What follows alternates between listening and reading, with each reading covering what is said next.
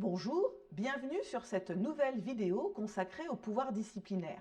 Après avoir étudié les obligations des parties, il convient désormais de comprendre comment l'employeur, qui dispose du pouvoir de contrôler le travail des salariés, peut sanctionner un comportement qu'il juge fautif. Pour ce faire, nous verrons d'une part la nature des sanctions et d'autre part les procédures et le contrôle qui peut exister de ces sanctions. Il faut savoir que le pouvoir disciplinaire, c'est la possibilité pour l'employeur de prononcer des sanctions à l'encontre des salariés. Autrement dit, c'est l'expression ultime du pouvoir de direction de l'employeur. Rappelons que l'employeur a un pouvoir de direction, un pouvoir réglementaire et un pouvoir disciplinaire. Il regroupe donc les trois pouvoirs au sein de l'entreprise. Il existe deux conceptions pour justifier ce pouvoir disciplinaire. D'abord, une conception contractuelle qui est dans le prolongement du règlement intérieur. Au moment de l'embauche, le salarié accepte les mesures du règlement intérieur et il peut être sanctionné pour la non-reconnaissance de ces mesures. Une autre conception, la conception institutionnelle. En effet, dans une société, il y a la nécessité qu'il y ait des règles, mais aussi une personne pour sanctionner le non-respect de ces règles.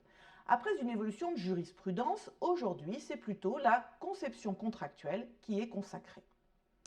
Le droit disciplinaire est apparu assez tardivement dans le Code du travail. En effet, au cours du XIXe siècle, il n'y avait pas spécialement de règles, si ce n'est cette loi en 1932 prohibant les amendes.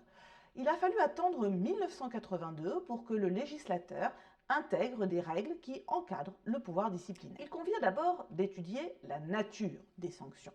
Et pour commencer, qu'est-ce qu'on entend comme sanction disciplinaire? Qu'est-ce qu'il faut considérer comme étant une sanction disciplinaire? Sur ce point, le Code du travail donne une définition. Constitue une sanction toute mesure prise par l'employeur à la suite d'un agissement du salarié considéré par lui comme fautif. À lire ce texte, déjà, il faut savoir que les observations verbales ne sont pas des sanctions. Il faut laisser à l'employeur la possibilité de pouvoir faire des remarques.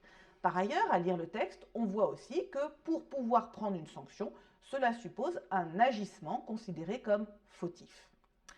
Qu'est-ce qui justifie donc la sanction? Eh bien, c'est un agissement fautif du salarié réel ou supposé, un manquement à une obligation professionnelle. On verra plus tard que cela pose aussi la question de la preuve de la faute, notamment en cas de contentieux. Il existe un éventail des sanctions qui vont du simple avertissement jusqu'au licenciement disciplinaire. Autrement dit, l'employeur a le choix entre une sanction faible et qui peut être hiérarchiquement plus importante jusqu'au départ de l'entreprise.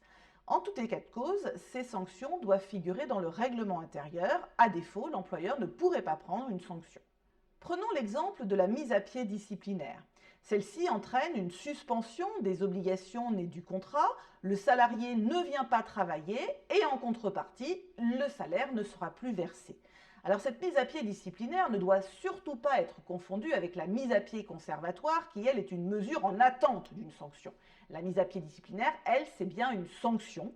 Elle est forcément limitée dans le temps, de 1 à 8 jours en général, et la durée maximale doit être prévue par le règlement intérieur. Autre sanction sur laquelle on peut prendre un exemple, la mutation disciplinaire.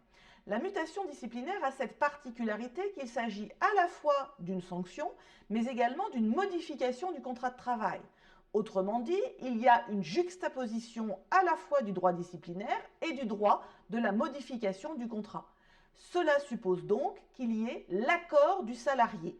Celui-ci a le droit de refuser la sanction. Autrement dit, pendant l'entretien, l'employeur devra lui proposer cette sanction et le salarié pourra refuser. Dans l'hypothèse où le salarié accepte, il sera alors muté, mais dans le cas contraire, il faudra alors envisager une autre sanction et donc une autre procédure. Toutes les sanctions ne sont pas possibles. En effet, la loi ou la jurisprudence prohibe certaines d'entre elles. Quelles sont-elles, ces sanctions interdites? Ce sont des sanctions pécuniaires, des sanctions discriminatoires, celles qui sont disproportionnées et enfin les sanctions doubles. Les sanctions pécuniaires sont les sanctions qui affectent la rémunération. Par exemple, une retenue sur salaire pour exécution volontairement défectueuse n'est pas possible. De la même manière, on ne peut pas avoir une retenue salariale parce qu'on n'aurait pas atteint des objectifs fixés dans une clause particulière. Un comportement fautif ne peut pas donner lieu non plus à la suppression d'une prime. Cependant, il arrive qu'indirectement, des sanctions pécuniaires soient possibles. C'est le cas, par exemple, d'une sanction comme la rétrogradation qui va affecter la rémunération. Deuxième champ de sanctions prohibées, les sanctions discriminatoires en raison de leur motif. L'article L 1132-4 du Code du travail précise que de telles sanctions sont frappées de nullité. On doit préciser que lorsque plusieurs salariés ont participé à une même faute, l'employeur conserve la possibilité de sanctionner différemment chacun d'entre eux. C'est ce qu'on appelle l'individualisation des sanctions.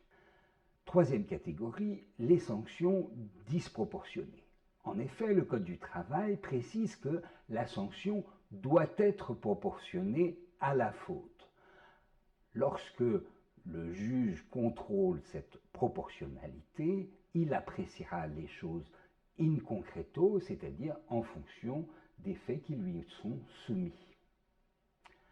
Dernière règle importante, non bis in idem. Cette locution latine veut dire qu'on ne peut sanctionner deux fois une même faute. Ainsi, on ne peut pas à la fois avoir une mise à pied disciplinaire suivie d'un licenciement. C'est une double sanction. En revanche, on peut s'appuyer sur des agissements fautifs antérieurs pour prendre une nouvelle sanction plus importante que la précédente. En effet, on considérera alors que la faute est aggravée. Après avoir vu la nature des sanctions, il convient deuxièmement d'étudier les procédures et le contrôle. En effet, lorsque l'employeur choisit de prendre une sanction à l'égard du salarié, il doit respecter une procédure. Pourquoi le titre est au pluriel? C'est parce qu'il existe deux types de procédures. La procédure normale, vous pourrez le constater, elle est fortement inspirée de la procédure qui existe en matière de licenciement. En effet, trois étapes sont prévues. D'abord, la convocation en entretien préalable, puis, après un délai, l'entretien préalable lui-même, et enfin, après un délai, l'employeur doit notifier la sanction. Cette procédure est donc assez lourde pour une sanction, c'est pourquoi il existe une deuxième procédure, la procédure simplifiée. Dans cette procédure, il y aura une simple notification. Autrement dit, il n'y aura ni convocation ni entretien. C'est notamment le cas pour un avertissement ou toute sanction de même nature qui n'a pas d'incidence immédiate sur la présence de salariés dans l'entreprise ou une incidence sur la fonction, la carrière ou la rémunération. Il s'agit d'une règle juridique. En termes de ressources humaines, on pourra quand même conseiller à l'employeur de faire un entretien pour des questions pédagogiques. Il est toujours important de pouvoir entendre le salarié et lui expliquer ce qu'on lui reproche. Attention, quoi qu'il en soit, il faut respecter des délais. En effet, le Code prévoit une succession de délais. D'abord, lorsque l'employeur a la connaissance de la faute, il a 2 mois pour agir. Au-delà, la faute est prescrite, de sorte que la sanction ne sera pas possible. Ensuite, entre l'entretien et la notification, il faut respecter un délai de 2 jours ouvrables, c'est-à-dire que la notification devra être envoyée 2 jours ouvrables après l'entretien. Enfin, quoi qu'il arrive, il y a un délai de prescription de 3 ans après l'engagement des poursuites disciplinaires. C'est le fameux droit à l'oubli. Quand on regarde les règles, pour le licenciement pour faute grave, il faut apporter une petite particularité. En effet, la jurisprudence précise qu'il faut lancer la procédure dans un délai restreint, notamment lorsqu'il y aura préalablement une mise à pied conservatoire. Mais la jurisprudence précise également qu'il faut laisser le temps à l'employeur pour vérifier les faits et mener son enquête. Pour finir, voyons le contrôle du pouvoir disciplinaire. il est opéré par le juge. Et la jurisprudence nous enseigne que les dispositions du règlement intérieur relatives à la sanction disciplinaire ne lient pas ce juge. Ainsi, si un règlement intérieur a qualifié de faute grave un agissement particulier, eh bien, le juge ne sera pas obligé de retenir cette qualification pour les faits qui lui seront soumis. Le juge se préoccupera particulièrement des sanctions qui s'avèrent illicites ou injustifiées. Illicite, l'exemple caractéristique est celui de la sanction qui aurait été prise pour un motif, par exemple, discriminatoire. De ce fait, la sanction sera nulle de plein droit. Par ailleurs, le juge va contrôler si la faute sanctionnée est réelle, attestée, et si la sanction qui a été retenue par l'employeur est bien proportionnée à cette faute. Le juge pourra alors soit annuler la sanction disproportionnée, soit octroyer des dommages et intérêts aux salariés.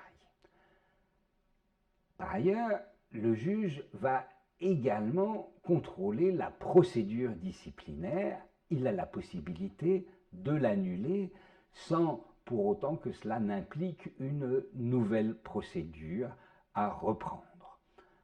En fait, il va octroyer aux salariés des dommages et intérêts pour non-respect de cette procédure. Synthétisons ce que nous avons vu sur le pouvoir disciplinaire. Il consiste à sanctionner des agissements fautifs du salarié en lui appliquant une sanction choisie parmi celles figurant au règlement intérieur. Il faut que l'employeur suive une procédure disciplinaire particulière et ce pouvoir disciplinaire peut être apprécié par le juge prud'homal. Merci de votre attention.